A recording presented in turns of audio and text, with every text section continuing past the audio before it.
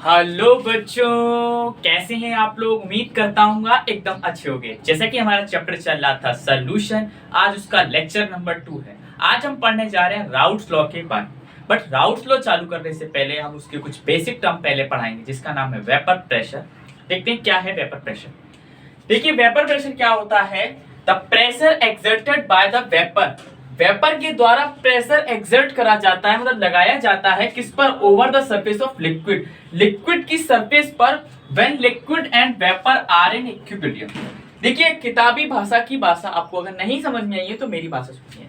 Suppose ये है आपका एक कंटेनर और इतने में इसमें भरा है पानी। क्या भरा है? पानी भरा, ठीक है। इस पानी से वेपर कुछ बन चुके हैं, वेपर यहाँ अराउंड टहल रहे हैं, ठीक है। कंटेनर बंद है। अब ये वेपर इस पानी पर पानी की सरफेस पर जितना प्रेशर लगा रही है, इसी को हम लोग बोलते हैं वेपर प्रेशर। बट कंडीशन एक होनी चाहिए, ये जो पूरे कंटेनर के अंदर प्रोसेस हो रही है ये इक्विलिब्रियम प्रोसेस होनी चाहिए। इक्विलिब्रियम प्रोसेस का मतलब कि rate of evaporation is equal to rate of condensation. जितना कि आपका वेपर बनने का रेट है उतना ही वेपर से पानी बनने का रेट होना चाहिए, तभी ये आपका वेपर प्रेशर की डेफिनेशन फिट होगी। ठीक है। क्या होता है, जो वेपर्स रहते हैं वो पानी की सरफेस पर फोर्स लगाते हैं और वही फोर्स को हम कहते हैं वेपर प्रेशर। ये कब वैलिड होता है? जब ये कंडीशन फुलफिल होती है। The rate of evaporation is equal to rate of condensation. समझ में आया? चलिए अब देखिए वेपर प्रेशर के बारे में सीख लिया। इसके कुछ दो फैक्टर इफेक्टिंग है, मतलब कि वेपर प्रेशर कहाँ वेरी करता है, कैसे कैसे वेरी करता है। तो देखिए पहला है टेम्परेचर के साथ है।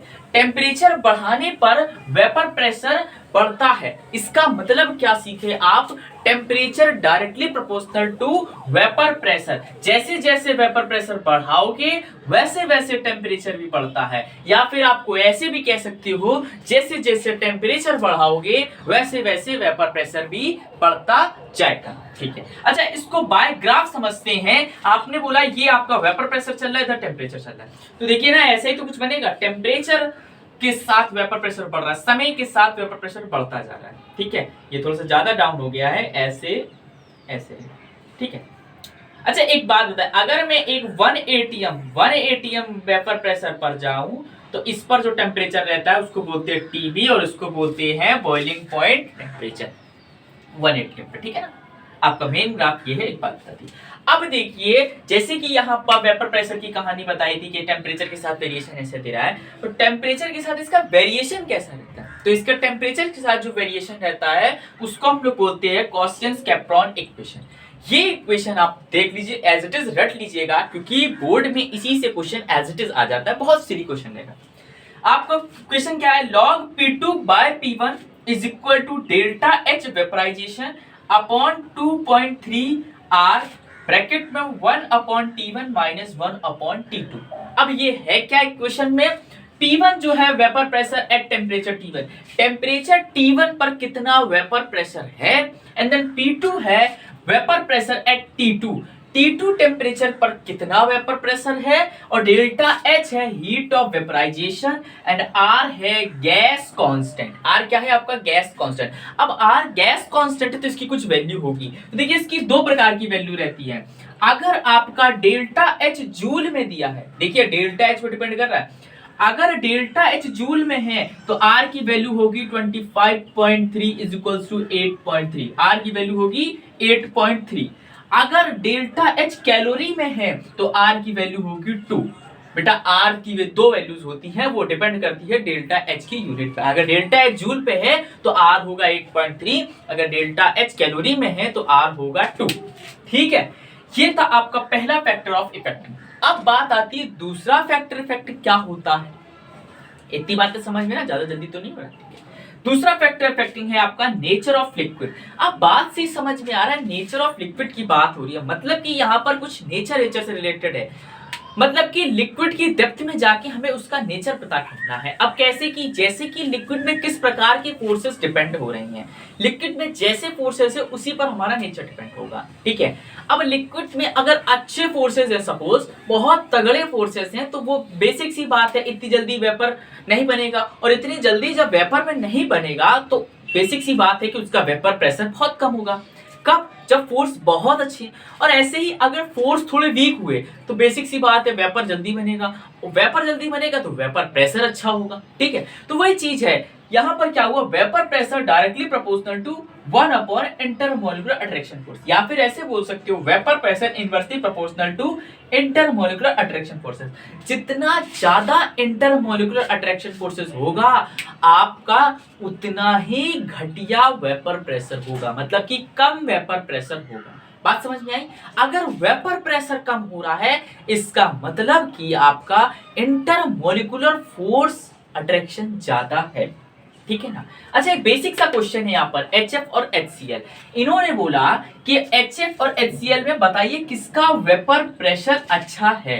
ठीक है, हमने बोला HF तो बेटा आपका हाइड्रोजन बॉन्डिंग बनाता है, H बॉन्ड बनाता है, और ये आपका है डाइपोल डाइपोल DP। और आपको अभी तक इतना तो पता होगा, अगर नहीं पता है तो डाइपोल डाइपोल फोर्स कम होते हैं, हाइड्रोजन बॉन्डिंग फोर्स ज्यादा अच्छे होते हैं। तो हाइड्रोजन बॉन्डिंग फोर्स ज्यादा अच्छे मतलब कि ज्यादा अट्रैक्टिव होंगे, और ज्यादा अट्रैक्टिव हुए तो आप इधर गए, जैसे ये ज्यादा तो वेपर प्रेशर कम। तो वेपर प्रेशर की कहानी तो कुछ इस टाइप की होगी, HF का कम हो जाएगा, HCl का ज्यादा हो जाएगा। ये आपके दो हमने हाइड्रोजन कंपाउंड उठा के बनाए। अगर कोई बोल दे कि भैया पूरी हाइड्रोजन सीरीज का जरा बता देने कितना होता है।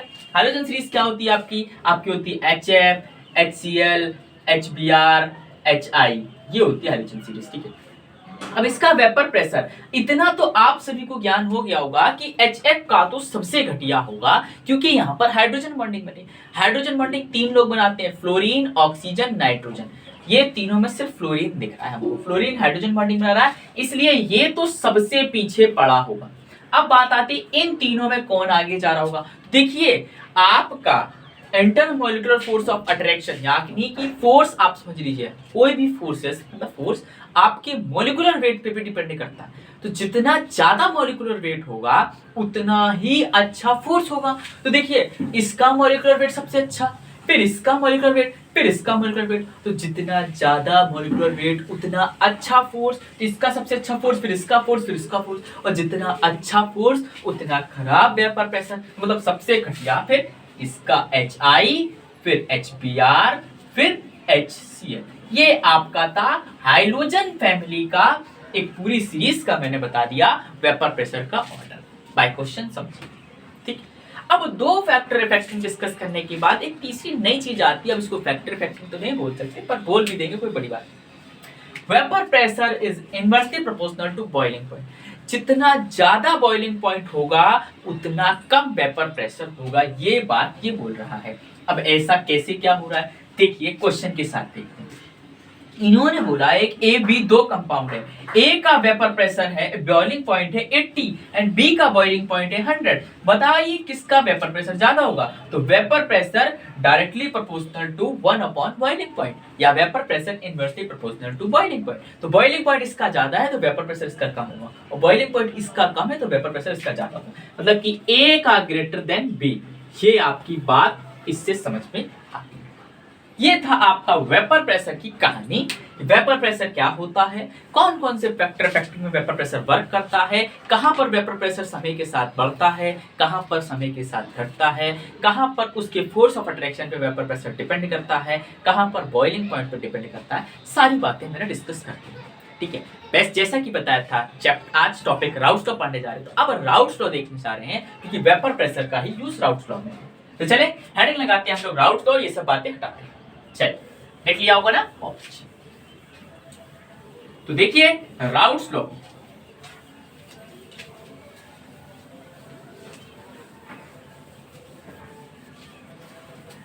चलिए हेडिंग लगाते हैं routes law.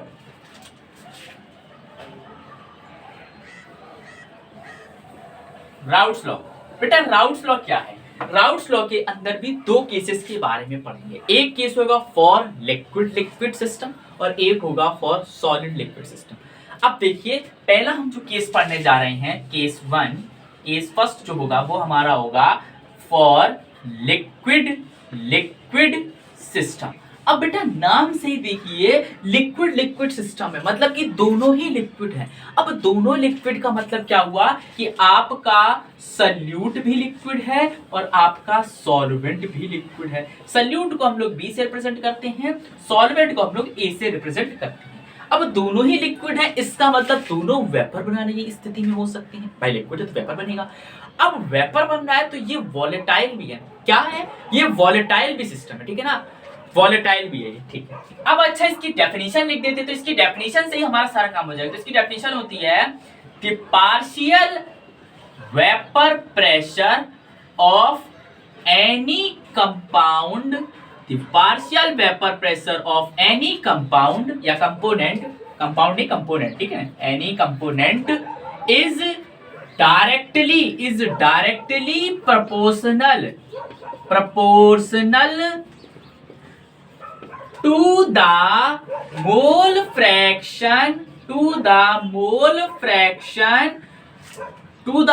fraction of that component। ये इसकी डेफिनेशन हुई। क्या हुआ? The partial vapor pressure of any component is directly proportional to the mole fraction of that component।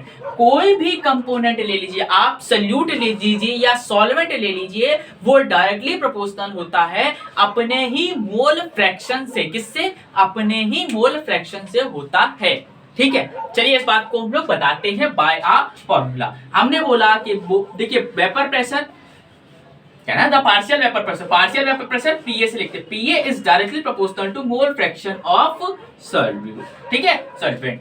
ऐसे ही होगा PB directly proportional to mole fraction of solute, ठीक है।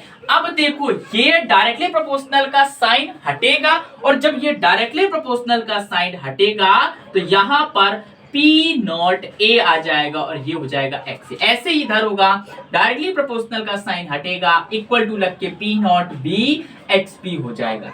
अब बेटा ये PA पता है क्या है? ये P है आपका vapour pressure of A in the solution. ये सोल्यूशन के अंदर वेपर प्रेशर है। और P नॉट A क्या है? ये है वेपर प्रेशर ऑफ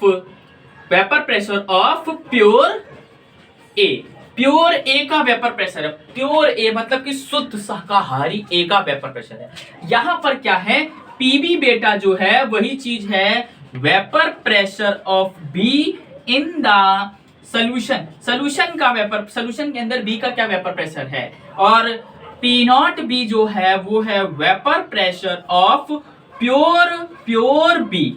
ये है आपका राउट्स लॉ की, ठीक है। मेन बात तो यही है आपकी, सिर्फ मेन बात यही है। जल्दी से इसको नोट करिए, देन आगे की पूरी कहानी डिस्कस करते हैं। जल्दी से नोट करिए without any waste of time. जल्दी से नोट कर लिया? चले आगे बताएं, चलते हैं, ठीक है। ये था इसके बारे में। अच्छा ये एक्से क्या है? तो आपका ये मोल चाहिए, इसको चाहिए बोलते हैं, ठीक है। एक्से जो है आपका वो है mole fraction of A in solution. और अगर कोई पूछे एक्स बी क्या है इधर से, तो ये हो जाएगा mole fraction of B in solution. बात पूरी वही है। पी ए क्या है? Vapour pressure of A in solution. P not A क्या है? Pure vapour pressure of A. P B क्या है? Vapour pressure of B in solution. P not B क्या है? Vapour pressure of pure B. X A क्या है? Mole fraction of A in solution. X B क्या है? Mole fraction of B in solution, ठीक है। ये था आपका पीए पीबी। अच्छा एक बात बताना, एक बात मैं ये हटा दे रहा हूं नीचे के वर्णन, ठीक है, इसी को लिखा रहने दे रहा हूं, ठीक। एक बात बताओ मेरे को, छोटी सी बात है। ये पीए ये पीबी, अगर मैं पी टोटल पूछ लूं तो क्या हो जाएगा भैया? पीए प्लस पीबी, पीए प्लस पीबी हो जाएगा, क्योंकि हमने पूरे सोल्यूशन का पूछ लिया। ये एक पूरे सॉल्वेंट का था, ये पूरे सल्यूट का था। हमने पूरे सोल्यूशन का बता दो तो आप बोलोगे सॉल्वेंट प्लस सल्यूट, तो ये पीए प्लस पीबी हो जाएगा। और मैं इसको ये भी लिख सकता हूं, पीए की जगह क्या लिख दूंगा? पीए की जगह लिख दूंगा P not A X A, plus PB की जगह क्या लिख दूंगा? P not B X B. ऐसे लिख दूंगा कि नहीं लिख दूंगा? देखो अच्छा इसको बाई ग्राफ एक कंटेनर के समय, ठीक है, ये लिख दूंगा तो पी टोटल क्या हो जाएगा आपका? ये हो जाएगा, ठीक है, ये हो जाएगा, ठीक है। समझ में आया? इतना लिख लीजिए। चले आगे, चले ये कुछ अब इस टाइप की सोल्यूशन ऐसा होगा देखिए आपके पास एक कंटेनर ये है, एक कंटेनर ये है, एक कंटेनर आपके पास ये है। ये कंटेनर है आपका प्योर ए वाला, इसमें लिक्विड यहां भरा है ए। ये कंटेनर है आपका, यहां वेपर घूम रहे हैं, ये है बी वाला।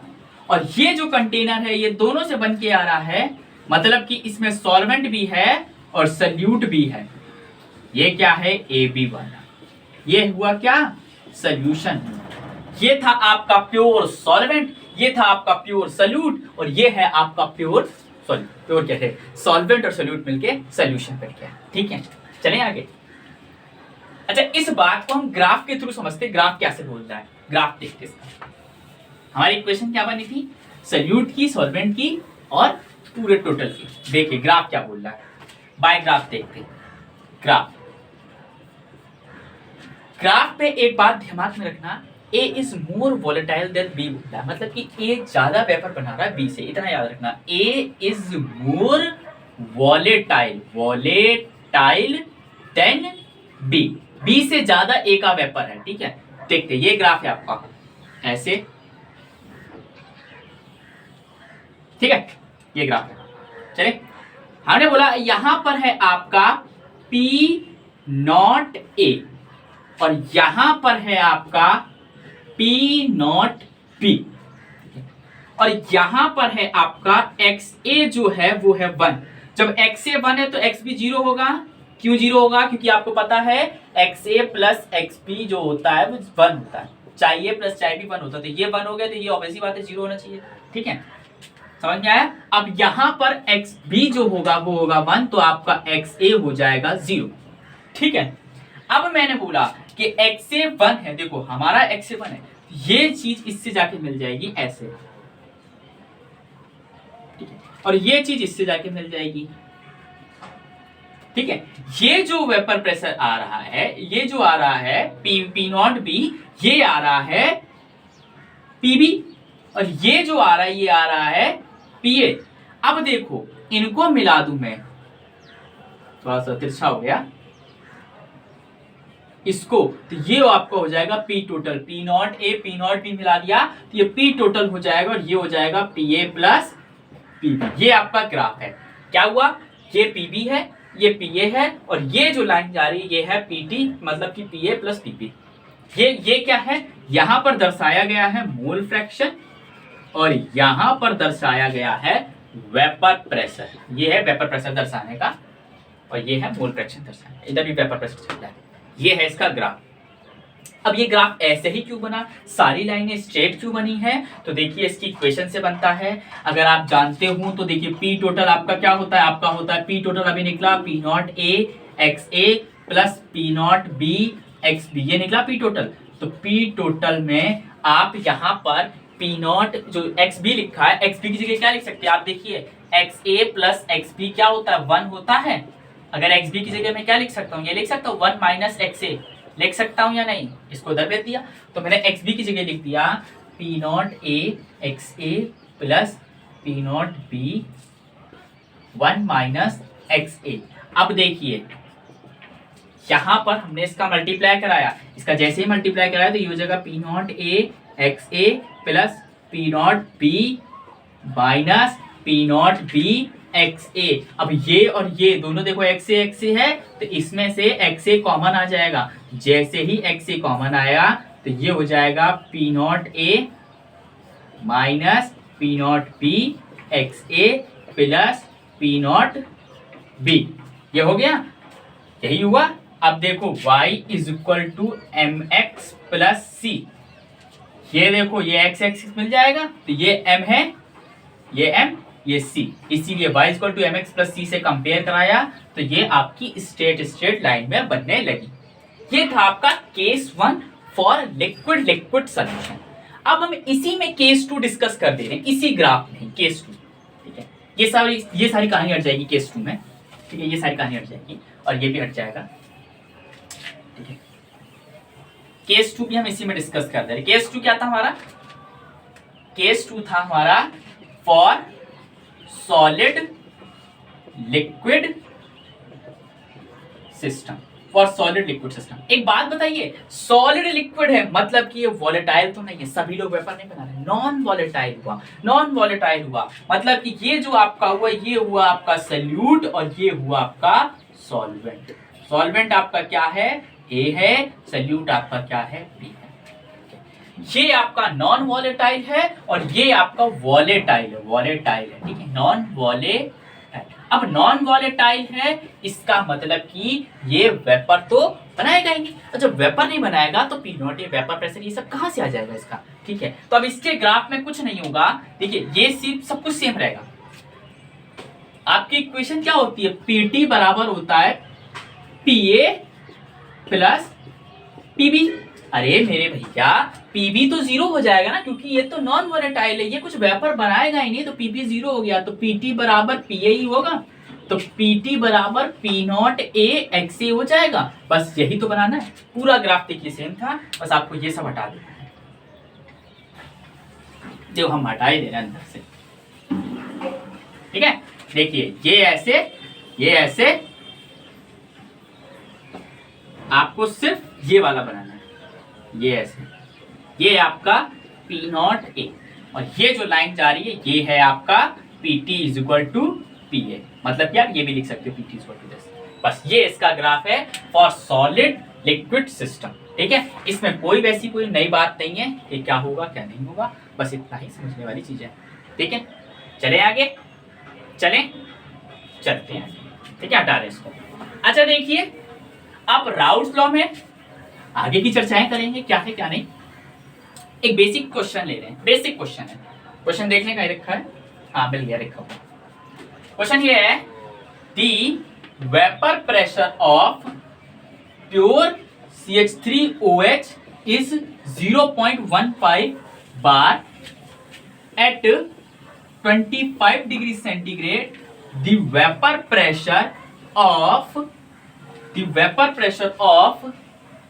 this liquid in solution with liquid B is 0.09 bar. Calculate mole fraction B. Calculate mole fraction of B, मतलब कि आपको ये सब पूरी कहानी क्या दी है, vapour pressure of pure CH3OH, मतलब कि ये ए दे दिया है, आप इस 0.5 आपको वेपर प्रेशर प्योर दे दिया, मतलब क्या दे दिया है, देखो वेपर प्रेशर ऑफ प्योर इसका ये दे दिया, मतलब कि आपको ये दे दिया है P not A is equals to 0.15, ठीक है, bar at 25 centigrade. The vapour pressure of this liquid is solution is B is 0.9 bar, मतलब कि पी ए कितना दे दिया है, 0.09 दे दिया है। वो पूछ रहा है calculate the mole fraction, mole fraction निकालना है, ठीक है। तो आपके पास तो पहले आप ये निकाल लेना, आपको ये पता है P A is equal to क्या होता है, चाहिए, P A is equal to होता है पी नॉट ए इंटू चाहिए, तो पी ए कितना दिया 0.09 इज इक्वल टू 0.15 चाहिए, इधर से चाहिए निकल जाएगा, हो जाएगा 0.09 upon 0.15 is equal to X A, और ये आपका आएगा चाहिए, आपका आएगा 3/5, ये आया 3/5। और आपने एक चीज पढ़ी है, mole fraction of A plus mole fraction of B is equal to 1, तो मोल फ्रैक्शन बी कितना आएगा 1 minus mole fraction of A, तो बी इज इक्वल टू आया 1 माइनस, ये माइनस कर देंगे 3/5, तो ये हो जाएगा X P is equal to 5 minus 3/5 is equal to 2/5, ये आया आपका मोल फ्रैक्शन ऑफ बी। बहुत इजी क्वेश्चन है, ऐसे ही क्वेश्चन आपको मिलेंगे, इससे ज्यादा टफ क्वेश्चन नहीं आते हैं, बहुत इजी क्वेश्चन मिलेंगे, बस आपको कॉन्सेप्ट पता होने चाहिए, जो पढ़ाते आ रहे हैं उस पर ध्यान देते चलिए, ठीक है। ये था आपका इस क्वेश्चन का आंसर, हटाने चले। अब हम पढ़ने जा रहे हैं टाइप्स ऑफ सॉल्यूशन, हेडिंग लगाते हैं टाइप्स ऑफ सॉल्यूशन, क्या लगाएंगे, types of solution, TYPES, types of solution, short form. Types of solution, solutions are two types, ideal and non-ideal solution, ठीक है। आइडियल सोल्यूशन क्या होता है, नॉन आइडियल सोल्यूशन क्या होता है, सारी बातें। एक होता है आइडियल और एक होता है नॉन आइडियल, जिसमें दो केसेस होते हैं, एक होता है पॉजिटिव डेविएशन और एक होता है नेगेटिव डेविएशन, डेविएशन। तो पॉजिटिव डेविएशन है, निगेटिव डेविएशन। आइडियल सॉल्यूशन का पहला होता है ओबे राउट्स लॉ। राउट्स लॉ को फॉलो करता है। नॉन आइडियल में क्या होता है? Do not obey routes law. Do not obey routes law, ठीक है। ओबे राउट्स लॉ और ये do not obey routes law, यही निगेटिव में भी होता है same. Do not obey routes law, ये राउट्स लॉ नहीं फॉलो करते हैं, ठीक है। ये भी नहीं करते, ये भी नहीं करते। दूसरी केस इसमें, ठीक है, चले। Do not obey routes law, इसका दूसरा केस जो है आपका है पीटी इज इक्वल्स टू होता है पीए प्लस पीबी। ये होता है PT equals to PA plus PB. मतलब कि इसका कहानी का मतलब ये होता है पीटी ऑफ सॉल्यूशन, नहीं, पीटी ऑफ ऑब्जर्व्ड, जो ऑब्जर्व करा जाता है वो इक्वल्स टू होता है पीए प्लस पीबी। ये क्या होता है? कैलकुलेटेड। ये दोनों बराबर आते हैं, ठीक है। ऑब्जर्व्ड बराबर कैलकुलेटेड, टोटल वाला जो ऑब्जर्व करा जाता है, जो कैलकुलेट करके आता है, दोनों ही सेम रहते हैं। ये कहानी आइडियल सॉल्यूशन कहता है। नॉन आइडियल सॉल्यूशन क्या रहता है कि PT is greater then PT. PT is greater then PT. अब ये क्या है? PT is greater then PT. अरे बेटा, ये जो पीटी है ये है ऑब्जर्व्ड का पीटी, और ये जो पीटी है ये है कैलकुलेटेड का पीटी। पीटी ऑब्जर्व्ड ज्यादा रहता है पीटी कैलकुलेटेड से। इसका मतलब कि अगर देखा जाए तो पीटी कैलकुलेटेड तो यही रहता है ना, तो PT observed is greater than PA plus PB calculated. चलें आगे चलें। अब नॉन आइडियल सॉल्यूशन में, नेगेटिव डेविएशन में क्या रहता है? दूसरा यहां पर रहता है PT observed is less than PT calculated. यहां पर कैलकुलेटेड वाला जीत जाता है, मतलब कि ये वाला जीत जाता है। समझ में आया? ये था आपका नेगेटिव डेविएशन में PT observed greater less than PT calculated. समझ में आया? चलते अब तीसरा है आइडियल सॉल्यूशन में कि the intermolecular interaction between IMI मतलब कि intermolecular interaction between AA and BB, मतलब कि सॉल्वेंट और सल्यूट का are nearly equal to IMI या IMC, नहीं IMI लेंगे ना, इंटरमॉलिक्यूलर इंटरेक्शन बिटवीन AB। जो AA का इंटरमॉलिक्यूलर इंटरेक्शन रहता है, जो BB का इंटरमॉलिक्यूलर इंटरेक्शन रहता है, वही इंटरमॉलिक्यूलर इंटरेक्शन AB का भी माना जाता है नियरली इक्वल, ठीक है। ये बात इसमें आइडियल सॉल्यूशन में बोली गई है। अब नॉन आइडियल सॉल्यूशन में ये बात क्या बोली गई है? यहाँ पर दो डेविएशन चल रहे हैं, पॉजिटिव और निगेटिव। जल्दी से आप इतना नोट करिए क्योंकि जगह नहीं मिल रही है, फिर मैं आगे बताता हूँ इसमें क्या बात बोली गई है। जल्दी से नोट कर लीजिए, जल्दी से, without any waste of time, जल्दी से, ठीक है ना? इतना लिख लिया, चलें हटाएं। तीसरा पॉइंट मैं इसका यहाँ लिख रहा हूँ, ठीक है, क्योंकि थोड़ी जगह नहीं है, समझ लेना। तीसरा पॉइंट इधर क्या है कि the intermolecular force of attraction या intermolecular interaction between AA and BB are greater than intermolecular force of attraction AA and BB are greater than intermolecular force of attraction between AB। AA और BB का जो force of attraction आता है वो बड़ा रहता है AB के फोर्स ऑफ अट्रैक्शन से। समझ में आया? ये थे आपका पॉजिटिव डेविएशन की बात। निगेटिव में क्या हो जाता है?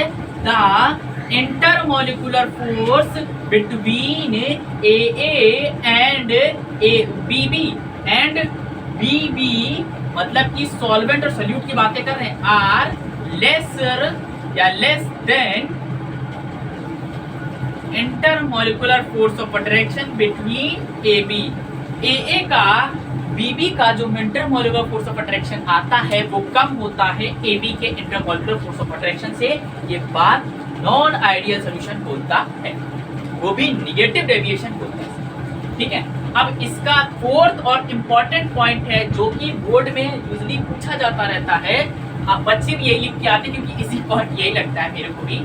इसका फोर्थ पॉइंट क्या है, देखिए इसका फोर्थ पॉइंट क्या बोल रहा है, डरने वाली बात ही नहीं। इसका फोर्थ पॉइंट बोल रहा है कि delta H mixing is equal to 0 and delta H, sorry delta H तो लिख दिया ना, delta H mixing is equal to 0, delta B mixing is equal to 0 and delta S, मतलब कि जिसको delta S mixing greater than 0 और delta G mixing less than 0, ये बात बोलता है। ठीक है ना, ये क्या है, entropy. Delta S mixing greater than 0, delta G mixing less than 0, ये बात की नॉन आइडियल की। ये ऐसे ही चारों पॉइंट रख लेना। ये क्या है, हीट ऑफ वेपराइजेशन, ये है वेपर प्रेशर वाला, ये है एंट्रोपी और ये जी। अब इसमें लिखते हैं, इसमें क्या होगा, delta H mixing is greater than 0, delta B mixing is greater than 0, delta S mixing ये भी आपका ग्रेटर देन 0 और डेल्टा जी मिक्सिंग ये आपका लेस देन 0। ये है आपका पॉजिटिव डेविएशन। ये बदला, बाकी ये दोनों सेम ही चला। ठीक है, वैसे ही बात इसमें आती है, delta H mixing is less than 0, delta B mixing is less than 0, delta S mixing आपका सेम रहेगा एंड डेल्टा जी मिक्सिंग भी आपका सेम रहेगा। ये सेम है, बस ये दोनों बदलते हैं, बाकी ये दोनों सेम रहते हैं। ठीक है, ये था आपका टाइप्स ऑफ सॉल्यूशन में आइडियल और नॉन आइडियल के बारे में बता दिया था, डिफरेंस कर दिया था। देखिए आता तो डिफरेंस है ही नहीं, इस बार ऑब्जेक्टिव में आ रहा है, बट अंडरस्टैंडिंग होनी चाहिए। शायद एसएसएन रीजन में इससे क्वेश्चन बन जाए, और बन गया तो आपको करना आना चाहिए कि आपको सिखा दिया है उस तरह। चलें आगे चलते हैं। अब हम देखने जा रहे हैं, कुछ ग्राफ्स के ऊपर चर्चा करने जा रहे हैं कि इसमें भी कुछ ग्राफ होते हैं, वो देख लेते हैं, फिर हम इस लेक्चर को कंप्लीट करते हैं। चले ग्राफ देख लें इसके। चलिए ग्राफ्स क्या है इसमें, ग्राफ सेम पहले जैसे हैं। अगर आप इसी ग्राफ को वर्णन करते हैं, ये ग्राफ बनाया था, ये ग्राफ क्या था, XA1 XB 0 था और यहाँ पर XB1 था, XA आपका 0 था। ठीक है, यहाँ पर आपका P0 A था, यहाँ पर आपका P0 B था। आपने कुछ नहीं करा था, आपने इसको ऐसे मिलाया था और आपने इसको ऐसे मिलाया था और आपने इसको ऐसे मिलाया था। ठीक है, इसको ऐसे मिलाया। ठीक है, अब हमने बोला कि पॉजिटिव डेविएशन और नेगेटिव डेविएशन और इन सब में क्या होगा। तो आइडियल सॉल्यूशन का ग्राफ तो एज इट इज यही रहेगा।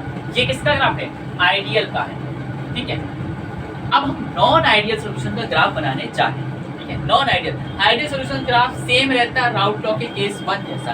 अब नॉन आइडियल सॉल्यूशन का ग्राफ किस पे डिपेंड करता है, कैसे करता है, वो देखने जा रहे हैं। ठीक है, अब इसी में हम नॉन आइडियल का बनाने जा रहे हैं। नॉन आइडियल का, वो भी नॉन आइडियल का हम लोग पॉजिटिव वाला बनाने जा रहे हैं, पॉजिटिव डेविएशन बनाने हैं।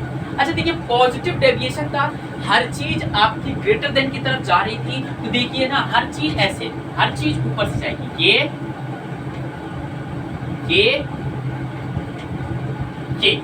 ये आपका पॉजिटिव डेविएशन का ग्राफ है। जल्दी से बना लीजिए, डिट्टो छाप लीजिएगा, यही है। बहुत सरल ग्राफ है इसका। अब हम निगेटिव का बनाने जा रहे हैं। निगेटिव डेविएशन का ग्राफ कैसा रहेगा,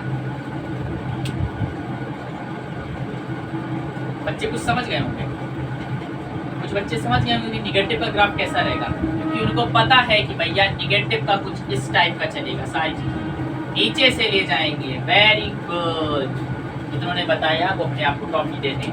नीचे से ग्राफ ले जाएंगे, ये है आपका निगेटिव डेविएशन का ग्राफ। ठीक है ना, तो सही डिटेल कर लीजिए। ठीक है, ये है आपका निगेटिव डेविएशन का graph.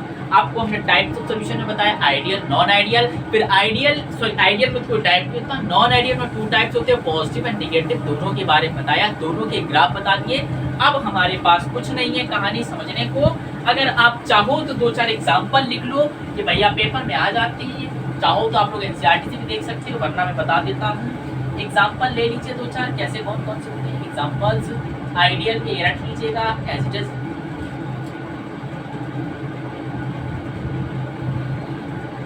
Bromo, ethane and chloro. मतलब कि यहाँ पर एक बात बता दें, समझने की चीजें आपको मिलती जुली चीजें मिलेंगी। ब्रोमो, क्लोरो, फ्लोरो, आइडो, ऐसी चीजें मिलेंगी।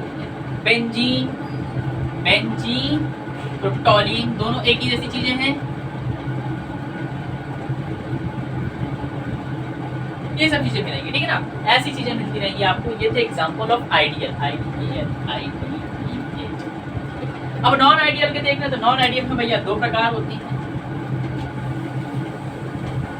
नॉन आइडियल की आप देखते हैं, नॉन आइडियल देख रहे हैं। नॉन आइडियल मतलब कि पॉजिटिव और negative, positive definition, negative definition, ठीक है। पहला CCl4 प्लस C6H6, दूसरा CCl4 प्लस CH3OH, तीसरा CCl4 प्लस C2H5OH, चौथा C2H5OH प्लस H2O। ये चार आपके एग्जाम्पल से रट लीजिएगा, एज इट इज पेपर में आ जाते, पूछिएगा किसका।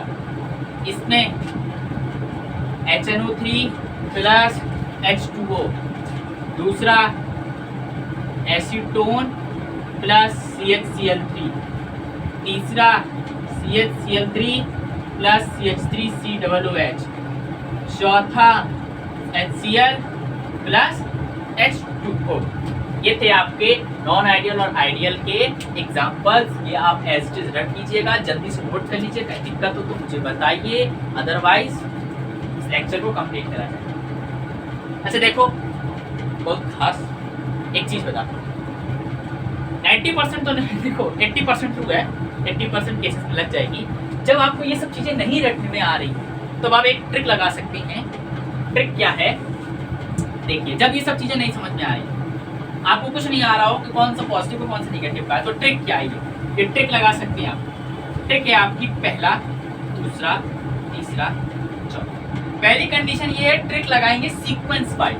कैसा, देखिए, अगर CCl4 फिर दिया है CHCl3, फिर दिया है C6H6, फिर दिया है एसिड,